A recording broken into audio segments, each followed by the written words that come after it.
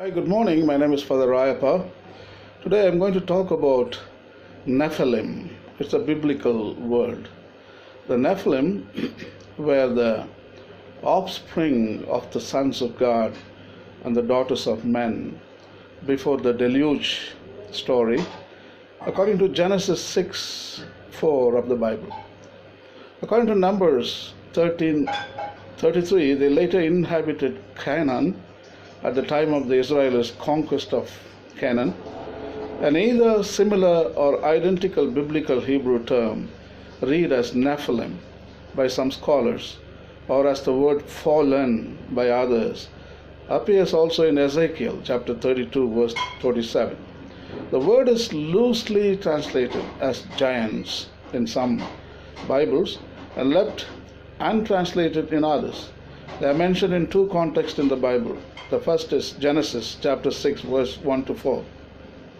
When people began to multiply on the face of the ground and daughters were born to them, the sons of God saw that they were fair, and they took wives for themselves of all that they chose. And the Lord said, My spirit shall not abide in mortals forever, for they are flesh. Their days shall be 120 years. The Nephilim were on the earth in those days, and also afterward, when the sons of God went in to the daughters of humans who bore children to them. These were the heroes that were of old, warriors of renown. Genesis chapter 6 verse 1 to 4. Thus, from the above source, the Nephilim are the sons of the union between the sons of God, who are supposedly fallen angels, according to classical Judaic explanations, and the daughters of man descended from Noah. Another context found in the Bible, in Numbers chapter 13 verse 1 to 2, the Lord said to Moses, Send men to spy out the land of Canaan, which I am giving to the Israelites. So they went up and spied out the land, and they told him, Yet the people who live in the land are strong, and the towns are fortified and very large. And besides, we saw the descendants of Enoch there. They are Nephilim. So they brought to the Israelites an unfavorable report of the land that they had spied out, saying, The land that we have gone through as spies is a land that devours its inhabitants. All the people that we saw in it are of great size. There we saw the Nephilim. The Anakites come from the Nephilim. And to ourselves we seemed like grasshoppers, and so we seemed to them.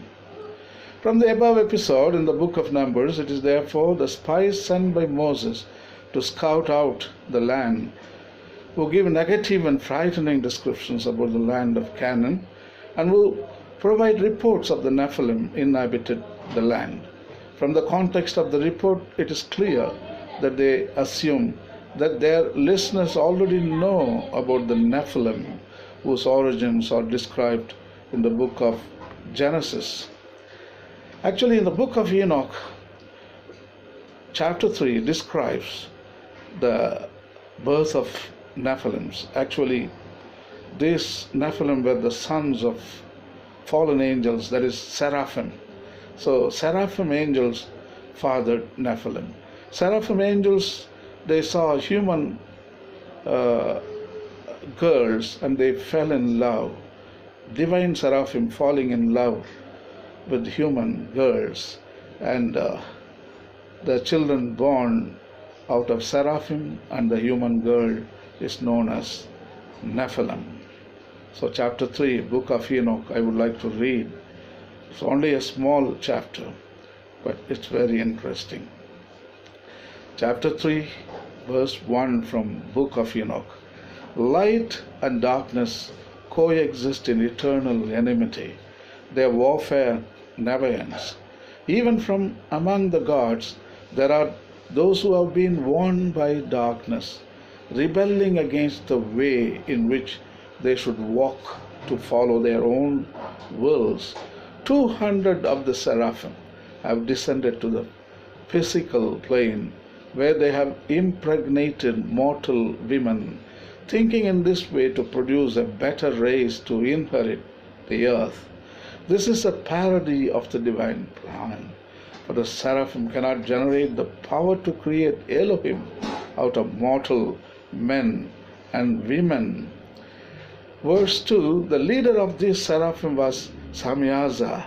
He called them together and said to them, "We cannot succeed unless we remain united in our purpose.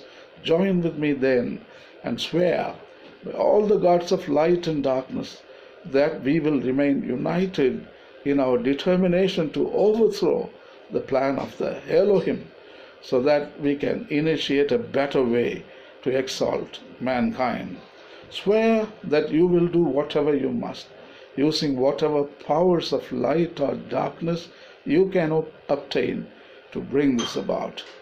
So each of them swore in the presence of the others by all the gods of light and darkness, binding themselves by many curses to carry out their plan. Verse 3, descending to the mortal plane in the vicinity of Mount Hermon, these seraphim began to impregnate the women of the surrounding region. The children who were born to these women grew to be giants, 8 to 10 feet tall. They had no light in them, for their bodies were not filled by spirits from the Elohim, but spirits of darkness entered them. These corrupted the people over whom they ruled, teaching them all kinds of impropriety, so that mankind sank deeper and deeper into darkness.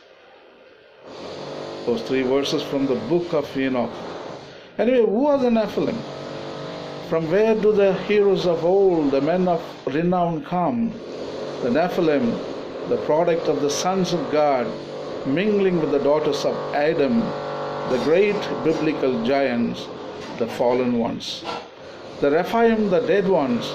These descriptions are all applied to one group of characters found within the Hebrew Bible. Genesis chapter 6, 1-4 tells the readers that the Nephilim, which means fallen ones, when translated into English, were the product of copulation between the divine beings and human women. The Nephilim are known as great warriors and biblical giants. It was once claimed that the mating of the sons of God and the daughters of Adam that resulted in the Nephilim caused the flood, and this caused the Nephilim to have a negative reputation. This was believed because the next verse, Genesis chapter 6, 5, is the introduction to the flood narrative, and because their name means fallen ones, it is unlikely that this interpretation is correct, because Genesis 6:4 presents nothing but praise of the Nephilim, and no criticism is present.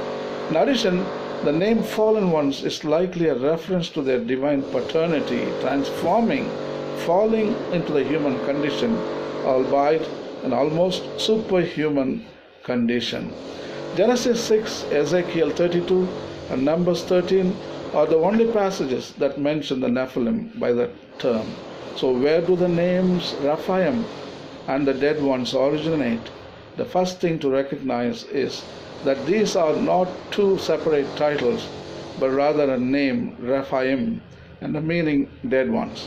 The Bible refers to 2 groups as the Rephaim. The first are dead people who have achieved an almost divine status similar to the concept of saints. The second is a term that is applied to races of biblical giants. It is the second usage that is often conflated with the Nephilim. The Rephaim appears in Deuteronomy chapter 2:11, chapter 3:11, 2 Samuel chapter 21 verse 19, and Joshua chapter 11:22, and almost always take the form of one member of the Rephaim. Anakim, Og, Goliath, we know very well, he is Nephilim, being in opposition with Israel or its representatives. In this sense, the Rephaim live up to their name, as their purpose in each narrative is to die. The juxtaposition of the mighty biblical giants defeated by the underdog, God chosen, is foreshadowed in the very name attributed to this characters. So anyway, Nephilim were born of divine parents known as seraphim, angels, and the human girls, the Homo sapiens, women. So this combination gave birth to a new race called Nephilim. Thank you. Have a nice day.